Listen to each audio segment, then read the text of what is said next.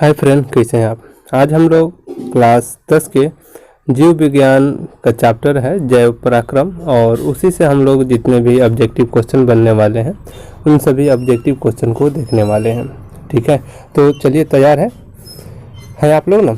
चलिए स्टार्ट करते हैं। पहला क्वेश्चन पढ़ते हैं। पहला क्वेश्चन है, मनुष्य में वृक्क एक तंत्र का भाग है जो संबंधित है। मनुष्य का जो वृक्क है वह किस तंत्र से संबंधित है। ठीक है ना, पोषण तंत्र, श्वसन तंत्र, उत्सर्जन और परिवहन तंत्र से। तो इसके सबसे पहले आंसर की तरफ चलते हैं कि इसका आंसर क्या हो सकता है। इसका आंसर होता है उत्सर्जन, और यह उत्सर्जन के से संबंधित है। ठीक है, अगले क्वेश्चन की तरफ बढ़ते हैं। अगला क्वेश्चन है, क्लोरोफिल वर्णक का रंग होता है। जो पौधों के पत्तियों में क्लोरोफिल होता है ना, उसी के बारे में यह क्वेश्चन आया है कि पौधों जो क्लोरोफिल होता है उसका रंग कौन से रंग का होता है, किस कलर का होता है। तो उसका रंग होता है हरा, और इसी कारण से पेड़ों की जो पत्तियां होती हैं वो हरे रंग की होती हैं। मानव शरीर में भोजन का पचना किस प्रकार की अभिक्रिया है। उपचयन, संचयन, विस्थापन और अपचयन। तो देखिए, जो शरीर में जो भोजन का पचना है ना, यह उपचयन प्रक्रिया के अंतर्गत आता है, और इसका आंसर ए हो जाएगा। तो अगले क्वेश्चन की तरफ बढ़ते हैं। अगला क्वेश्चन है, मानव हृदय में पाए जाते हैं। ठीक है ना, कितने वेश में पाए जाते हैं, ये क्वेश्चन है। ए 3, बी 2, सी 4 और डी 5 वेश में पाए जाते हैं। तो जो मानव का हृदय होता है ना, इसमें 4 वेश में पाया जाता है। कितने? 4, और इसका आंसर हो जाएगा 5 सी। चलिए अगले क्वेश्चन की तरफ बढ़ते हैं। अगला क्वेश्चन है, कवक में पोषण कौन सी विधि है। कवक में पोषण की कौन सी विधि है। तो इसके आंसर की तरफ चलते हैं। आंसर में 4 ऑप्शन दिए गए हैं। एक तो स्वयंपोषी, बी मृतजीवी और सी समभोजी, डी इनमें से कोई नहीं। तो जो कवक होता है ना, यह जो जीव मर जाते हैं, ठीक है ना, जो से जीव के अवशेष होते हैं ना, उस पर यह उत्पन्न होता है, और उस कारण से इसे मृतजीवी कहा जाता है। ठीक है ना, अगले क्वेश्चन की तरफ बढ़ते हैं। अगला क्वेश्चन है, रेजिन एवं गेंद कहाँ संचित रहता है। रेजिन एवं गोंद कहाँ संचित रहता है। ए फ्लोएम में, बी कार्केटस में, सी छाल में और डी पुराने जाइलम में। तो जो रेजिन एवं गोंद है ना, यह पुराने जाइलम जो होता है ना, उसमें ये संचित रहते हैं। अगले क्वेश्चन की तरफ बढ़ते हैं। अगला क्वेश्चन है, रक्त क्या है। देखिए, रक्त का मतलब क्या है, क्या चीज़ है, कौन सी चीज़ है। कोशिका है, ऊतक है, पदार्थ है, या इनमें से कोई नहीं। इनमें से कोई नहीं। तो देखिए, जो रक्त है ना, यह ऊतक का एक उदाहरण है, बहुत बेहतरीन उदाहरण है। रक्त क्या है, रक्त एक प्रकार का ऊतक है। ठीक है ना, अगले क्वेश्चन की तरफ बढ़ते हैं। अगला क्वेश्चन है, निम्नलिखित में से कौन सा उत्सर्जी अंग। देखिए, उत्सर्जी अंग के बारे में पूछ रहा है। ठीक है ना, इसके पहले हम लोगों ने अभी एक उत्सर्जी अंग के बारे में भी पढ़ा था। ठीक है ना, ये वृक्क, अग्न्याशय, आँख और इनमें से कोई नहीं। तो देखिए, ये उत्सर्जी अंग आपका हो जाएगा वृक्क। ठीक है ना, अगले क्वेश्चन की तरफ बढ़ते हैं। अगला क्वेश्चन है, मत्स्य का मुख्य श्वसन अंग। अब देखिए, जो मछली होती है ना, उसका श्वसन अंग क्या होता है। ट्राकिया, फेफड़ा, गिल्स और नाक। देखिए, गिल्स, नाक जो है ना, ये तो जो स्थल पर रहने वाले जीव हैं उनके लिए है, लेकिन यहाँ पर जो मछलियाँ हैं, मछलियाँ मुख्य रूप से गिल्स से सांस लेती है। फेफड़ा इसका तो आंसर नहीं होगा, इसका आंसर हो जाएगा सी, और ये आंसर होगा सही। तो चलिए अगले क्वेश्चन की तरफ बढ़ते हैं। अगला क्वेश्चन है आपके बिहार बोर्ड से, जो जैव पराक्रम से लिया गया है। अगले क्वेश्चन की तरफ बढ़ते हैं। अगला क्वेश्चन है, पौधों में गैस निष्कासन के लिए किस क्रिया का उपयोग होता है। जो पौधे में जो गैस निष्कासन होता है ना, उसको कौन सी प्रक्रिया कहते हैं। परासरण, विसरण, वाष्पोत्सर्जन और परिवहन। तो जो इसका आंसर है ना, इसका आंसर हो जाएगा विसरण, और इसी कारण से जो पौधे का जो गैस है ना, उसका उत्सर्जन होता है। पौधे में वायोत्सर्जन किस भाग में होता है, मतलब वाष्पोत्सर्जन जो है किस भाग में होता है। पौधों में जो वाष्पोत्सर्जन सबसे ज़्यादा जो आपका पत्ता में होता है वाष्पोत्सर्जन, और इसे है पौधों की किचन भी कहते हैं, रसोई घर कहते हैं। प्रकाश संश्लेषण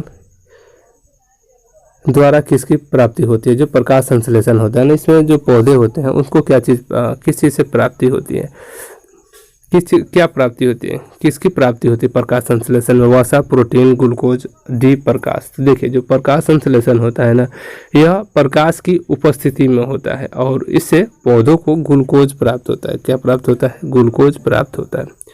अगले क्वेश्चन की तरफ बढ़ते हैं। अगला क्वेश्चन है, रक्षी कोशिकाएं पाई जाती है। जो रक्षी कोशिकाएं होती है ना, यह कहाँ पर पाई जाती है? जड़ में, पत्तियों में, फूलों में और फलों में जो रक्षी कोशिकाएं होती हैं यह पत्तियों में पाई जाती हैं। ठीक है, अगले क्वेश्चन की तरफ बढ़ते हैं। अगला क्वेश्चन है, मानव हृदय में कितने कोष्ठक होते हैं? जो मानव का हृदय होता है ना, इसमें कितने कोष्ठ होते हैं? इसमें कोष्ठ होते हैं 4 और इसका आंसर हो जाएगा डी। अगले क्वेश्चन की तरफ बढ़ते हैं। अगला क्वेश्चन है, मानव रक्त में उपस्थिति या की समान मात्रा होती है? मानव रक्त में जो उपस्थित होती है ना, उसकी कितनी मात्राएं होती हैं? ठीक है ना, 100 mg, 220 mg, 30 mg, 40 mg। तो इसका जो आंसर हो जाएगा ये होगा 20 mg, सही आंसर। ठीक है, चलिए अगले क्वेश्चन की तरफ बढ़ते हैं। अगला क्वेश्चन है, श्वसन क्रिया के दौरान कितनी प्रतिशत ऊर्जा ताप ऊर्जा के रूप में निष्कासित होती है? जब श्वसन प्रक्रिया होता है ना, तो उसमें कितना प्रतिशत ऊर्जा जो है ताप ऊर्जा के रूप में निष्कासित हो जाती है श्वसन प्रक्रिया के समय? तो श्वसन प्रक्रिया के समय में सबसे कम 20%, ठीक है ना, ऊर्जा को निष्कासित कर दिया जाता है। ठीक है, अगले क्वेश्चन की तरफ बढ़ते हैं। अगला क्वेश्चन है, पौधों के वायवीय भागों में जल का निष्कासन की क्रिया कहलाती है? जो पौधे का जो वायवीय जो भाग होता है ना, जिसमें जल के निष्कासन की क्रिया को क्या कहते हैं? परागन, निषेचन, विसरण और वाष्पोत्सर्जन। तो इसका जो अब क्या होता है ना कि पौधों के से जो जल वाष्प को बाहर निकाला जाता है, इसे वाष्पोत्सर्जन कहा जाता है। जल वाष्प के द्वारा इसको बाहर निकाला जाता है। अगले क्वेश्चन को देखते हैं। अगला क्वेश्चन है, वह कौन सा पराक्रम जिनके द्वारा शरीर में ऊर्जा का उत्पादन होता है? वो कौन से पराक्रम है जिसके द्वारा शरीर में ऊर्जा का उत्पादन होता है? श्वसन, पोषण, उत्सर्जन और उत्तेजनशीलता। तो देखिए यहाँ पर जो पोषण, उत्सर्जन है ना, ये इसके सही आंसर नहीं होंगे, क्योंकि यह श्वसन जो है ना, इसी कारण से जो है पौधों को शरीर में जो शरीर है ना, शरीर में ऊर्जा मिलता है श्वसन के कारण से। कौन सी क्रिया सभी जीवों के लिए अनिवार्य है? अब देखिए सभी जीवों के लिए बोल रहा है, इसमें ऐसा नहीं है केवल पेड़ पौधों के बारे में बोल रहा है, तो ये होगा नहीं। ठीक है ना, चलन और वाष्पोत्सर्जन होगा नहीं, इसमें हो जाएगा श्वसन। श्वसन से ही जितने जीव हैं उनको क्या मिलती है? ऊर्जा मिलती है, एनर्जी मिलती है।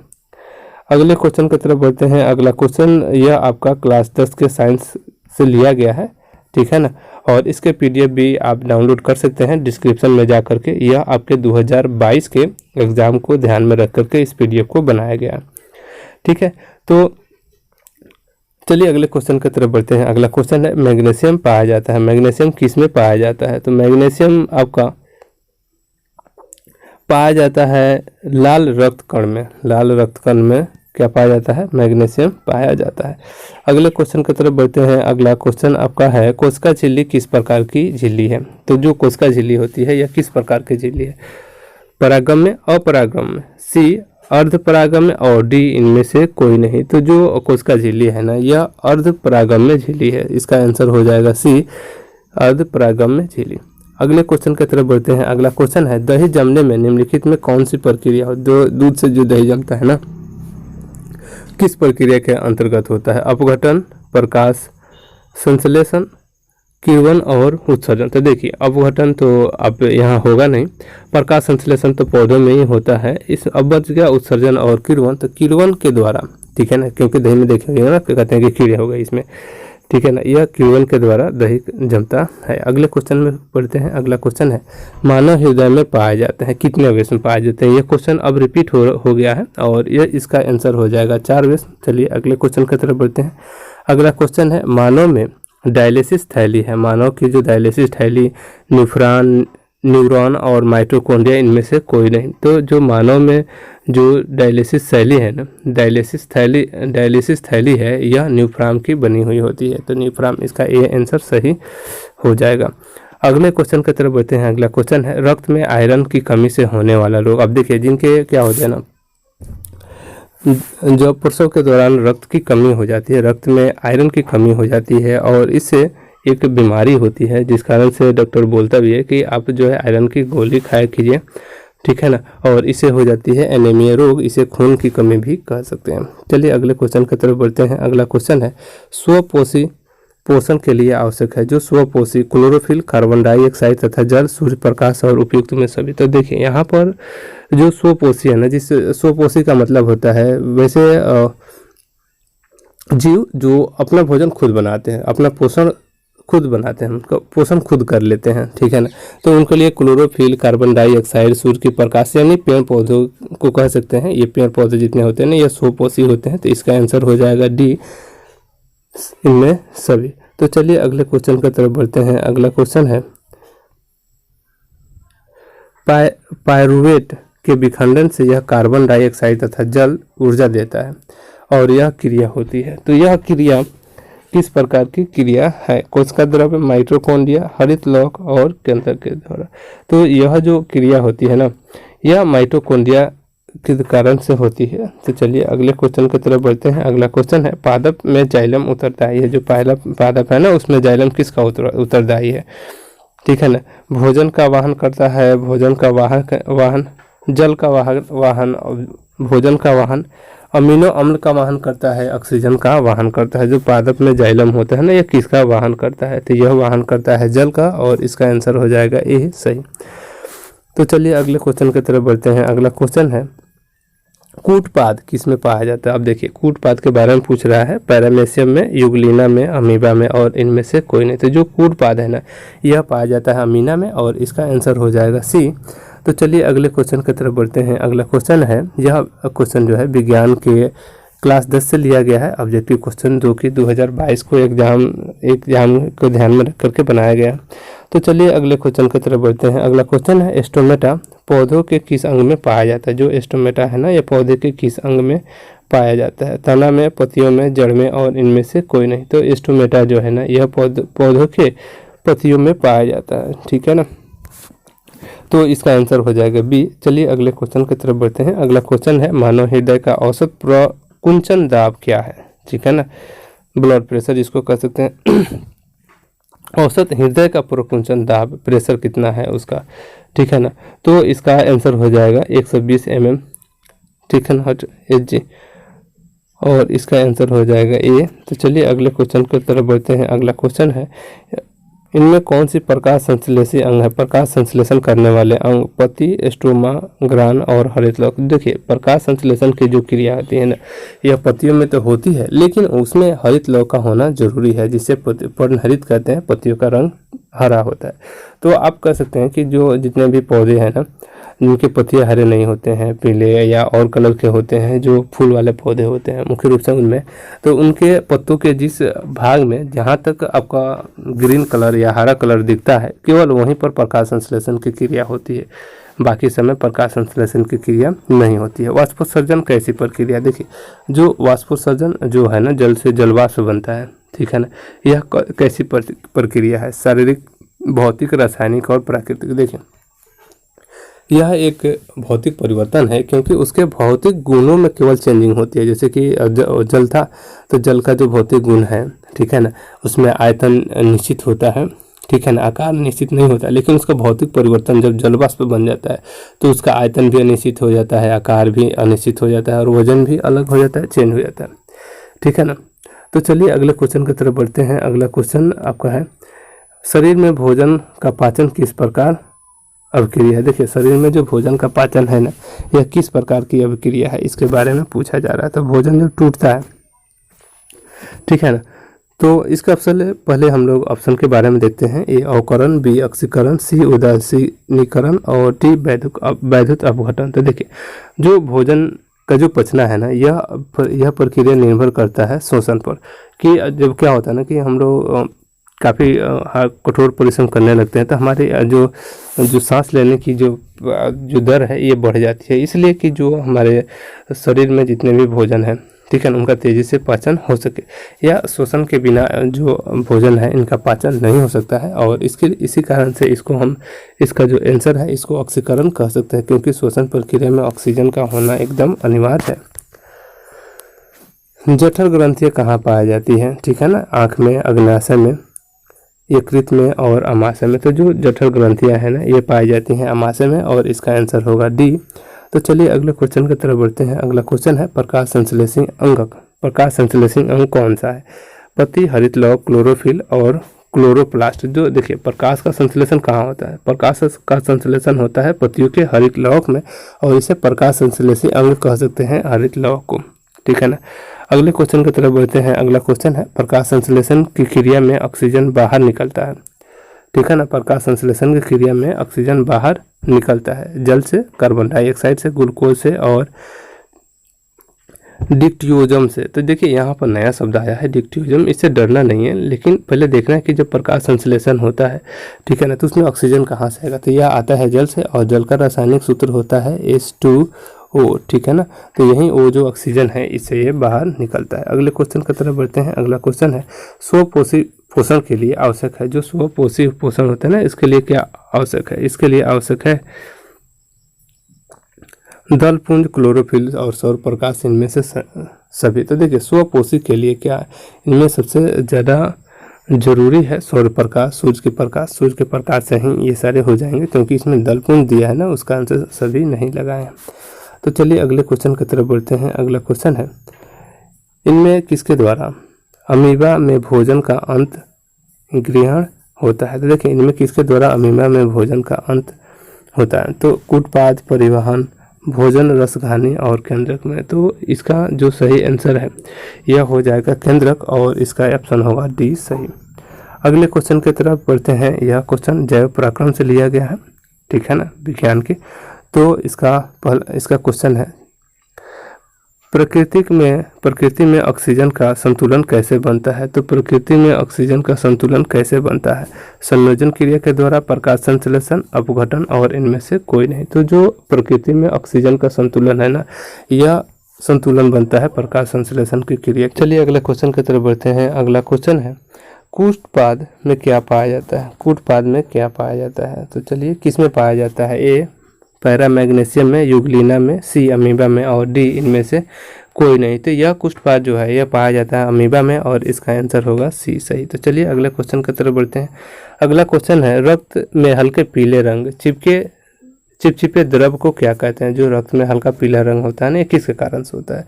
सी प्लाज्मा, बी सीरियम, सी लिम्फ और डी लसिका। तो इसका जो सही आंसर है ना, इसका सही आंसर हो जाएगा ए प्लाज्मा, और इसका ए आंसर सही होगा।